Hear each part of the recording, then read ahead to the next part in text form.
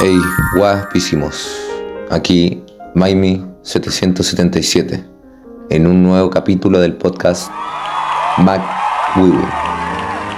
En el capítulo anterior hablamos sobre la URSS, capítulo 68, para que lo vayan a ver si quieren.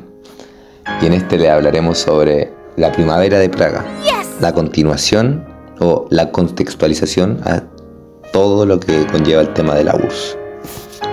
En este capítulo nos encontramos con Nicolás Rebolledo, Sebastián Flores y Matías Jara. Antiguamente, en el capítulo 68, había sido Daniel Gatica, Alexander Ibáñez y Marco Gutiérrez, los que nos acompañaron para hacer el gran capítulo ese, que fue el más famoso de toda nuestra historia.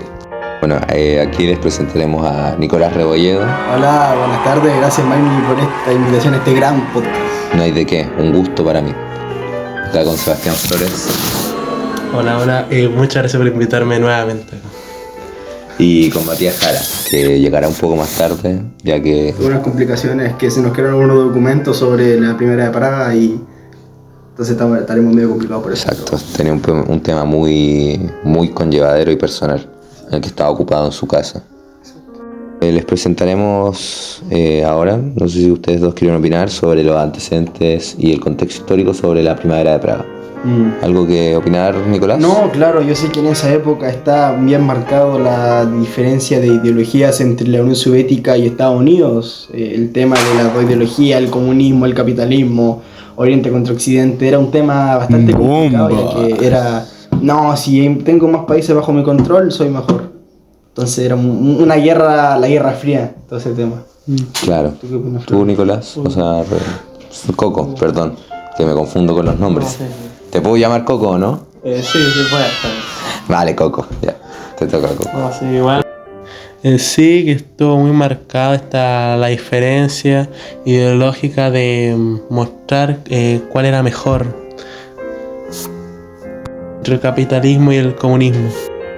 No, y aparte, cómo se encontraba Checoslovaquia, ya que las medidas económicas que había implantado la URSS estaban destruyéndolo económicamente. Era una cosa de... no, De locos la cosa sí. Totalmente. Más encima, el presidente de aquella época, Novip, no permitía reformas que, consecuentemente, vamos a hablar de eso más adelante con mis compañeros acá, no permitían reformas de que ayudaran al modelo económico de la época de Checoslovaquia. Claro, mucha razón en tus palabras, Nicolás. No, y claro, y con todo este tema de la recesión económica se tenían que aplicar reformas. Y hubo alguien que las pudo aplicar, pero ¿cómo se llamaba? ¿Quién era? Alexander Dubček, el que fue el primer secretario regional del Partido Comunista de Eslovaquia. Y también, como tú dijiste, el economista fue Ota Sik, al que lo desafiaron en una reunión del Comité Central. Y después invitó al secretario general del Partido Comunista de la Unión Soviética, Leonid Brezhnev, a Praga. Y en diciembre, para buscar el apoyo de este mismo. Entonces cuando tomó Alexander Dubček también sigue en el poder Novotny, ¿verdad? Sí. ¿Quién le había sucedido? ¿Quién sucedió a Novotny? Sí, cuando Luis Sobodo entró al poder. Él sucedió a Novotny. Sí. Entonces él permitió la reforma de Alexander Dubček. Exacto. Pero todo este caos político, todo este ambiente tenso llevaría a que Alexander Dubček, ustedes cabros que hablaron de él, tomara la decisión de realizar ciertas reformas. ¿Pero de qué trataban específicamente las reformas? Ciertas reformas que el mismo Dubček explicó en un discurso, en el que explicaba la necesidad del cambio, ya que el socialismo no ayudaba en nada. Y también él quería la necesidad de poner o imponer el papel de liderazgo del partido de manera más efectiva, en el cual las urgencias de Clement Gottwald para mejorar las relaciones con la sociedad no habían sido efectivas, y que el partido había dictado con demasiada frecuencia fallos en cosas muy triviales. O sea, básicamente querían reformar el modelo socialista a un modelo más liberal.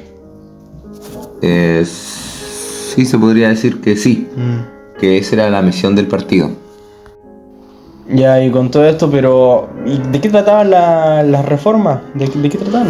Bueno, Nico, las reformas se trataban de lo que otorgaba era la libertad económica como sociales, menos censura política, más libertad de expresión, libertad de movimientos, bienes de consumo, la posibilidad de un gobierno multiparlamentarista, además de la mejora de relaciones con otros países aparte de la URSS. Ah, o sea, se abrió básicamente, se liberó de cierta forma la Checoslovaquia gracias a esto. Pero tantas reformas transcurrieron de solo del 5 de enero al 21 de agosto, o sea, tan poco duró. Sí. Porque después ahora ya viene el ataque de la URSS, nada, pero después ocurre ya la invasión, ¿verdad, Maimi? La reacción que al inicio fue mixta por el bloque comunista, en el cual el ministro húngaro, János Kadar, apoyó el nombramiento de Dubček en enero. Pero Leonid, que era otros y otra gente más, temieron que estas reformas podrían capaz debilitar la posición del bloque del Este durante la Guerra Fría. Ah, o sea, el pacto de Varsovia se separó, por decirlo de cierta forma. Había una parte del pacto de Varsovia que era Hungría, que apoyaba a Checoslovaquia. Claro, Hungría, Polonia, Bulgaria, Alemania Oriental, todo eso se dividió. Ya no había más. No, esto es un tema, claro, porque ahí cuando llegue Nati vamos a hablar de la repercusión, pero esto ya lleva a lo que ocurre y por qué es tan mítica la primavera de Praga, por la invasión de la Unión Soviética. Si no me equivoco, antes intentaron negociaciones pacíficas, ¿verdad?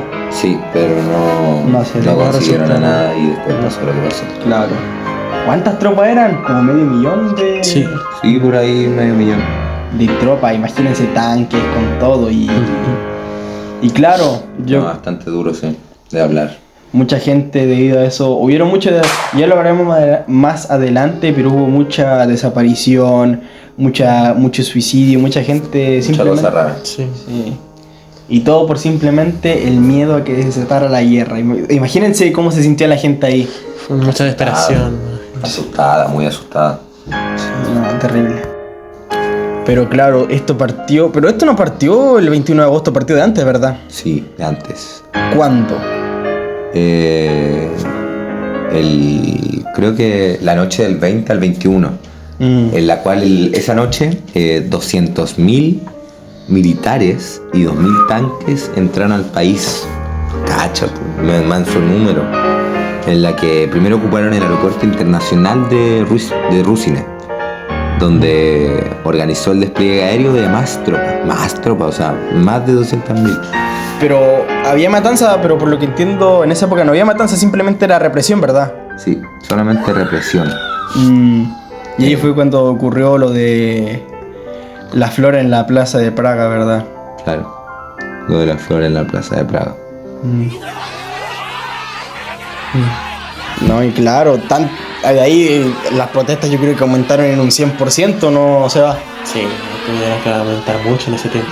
si no me equivoco, estuvo el caso de Jan Palach. ¿Te acordás de ese joven? Sí. El protestante. Esto ya ocurrió, después de la 69. Sí, después de la toma porque tras todo esto, al final de cuentas, los soviéticos tomaron Praga, se controlaron el país de Checoslovaquia.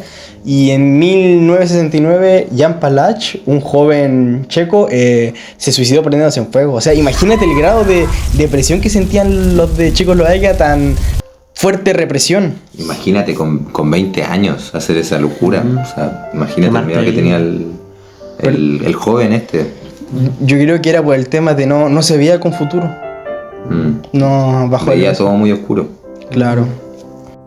Y cuando se tomaron la ciudad, ¿qué pasó con Alexander Dubček? A Alexander Dubček lo terminaron echando. ¿Se fue? Sí. ¿Y qué pasó con las reformas? Se la eliminaron. O sea, volvió todo a ser Sí. como... Ajá. O sea, imagínate todo este tema que ocasionó la Guerra Fría. Horrible. ¿Y ese ruido? Hola, llegué un poquito tarde, perdón. Aquí está Matías, hola, bienvenido al podcast McGuiwin. Hola, hola, buenas. ¿De qué estamos hablando? Estamos terminando el tema de la primera de Praga. Tú que ya llegaste, ya venías Era con los ruso. documentos, ¿sí? ¿Qué pasó después que Alexander Duvich fuera exiliado y se tomaron el poder los rusos? Mira, una de las cosas que pasaron fue que los soldados rusos se tomaron Checoslovaquia hasta la disolución de la URSS. O sea, estuvieron en el país todo este tiempo. Sí. Eso fue aproximadamente en 1991. Ah, cuando se disuelve la URSS recién se van. Sí. Ya. ¿Ya? Por lo cual cada cierto año se iban yendo militares de Hasta la disolución de la URSS, ¿verdad? Sí, hasta la disolución de la URSS. Ah, sí, igual fueron dejando el país de a poco. De a poco, obviamente. Se fueron todos de una. No. Y con el tema de la censura hubo mucha gente oprimida, ¿verdad? Sí, bastante.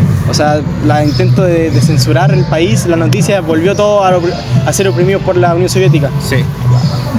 Desaparecidos, ¿verdad? Desaparecidos. Hubieron muchos desaparecidos, muchas muertes y personas perdidas básicamente. Es muy fuerte, ¿no, Seba? Sí. Sí, no, y me imagino. Y hasta la actualidad hay gente que todavía sigue desaparecida. Sí, hay gente que aún no han podido encontrar sus cuerpos o cosas así. Todavía están desaparecidos. Es muy triste la historia de Checoslovaquia, imagínate. Todo por intentar ser más libres fueron oprimidos por los rusos. Es todo un tema, el mismo caso del joven Jan Palach, lo que te contaba, que se suicidó en forma de protesta. Imagínate. Exacto. Y por lo mismo, esto es recordado como un día triste, un día lamentable, un día fúnebre, por así decirlo. Que el país se mantiene triste, recordando los sucesos que pasaron en la antigüedad. Entiendo. Ojalá algún día se le pueda dar justicia a esas familias que por querer ser más libres tristemente fueron desaparecidas. Ojalá. Bueno, ya llegamos al fin de este podcast. Y bueno, ojalá hayan podido entender este tema de la primera de Praga a más profundidad. Básicamente una represión por buscar la libertad y darle el pésame a esas familias que perdieron a sus seres queridos, que no vivían un futuro más libre dentro de la Unión Soviética. Un gusto, muchas gracias por estar en este capítulo. Matías, Seba, Maimi tristemente sí tuvo que ir. Y bueno, igual gracias por invitarme a los productores de este podcast. Y prepárense porque me pidieron que les solicitara que el próximo capítulo, el capítulo 70, va a estar equipísimo. Va a hablar de la originalidad del comunismo en Chile, de Gabriel Boric. Y lo que van a hablar va a ser evidentemente su locutor Maimi, va a estar Benjamín Ogueda. Oh, Va a estar, escuchen, ¿saben quién va a estar? ¿quién va a estar? Con Doy, un amigo de la casa, y evidentemente un servidor recurrente de este podcast que ya ha venido mucho y lo admiro mucho, Giorgio Jackson. Un gusto, muchas gracias por haber escuchado este podcast.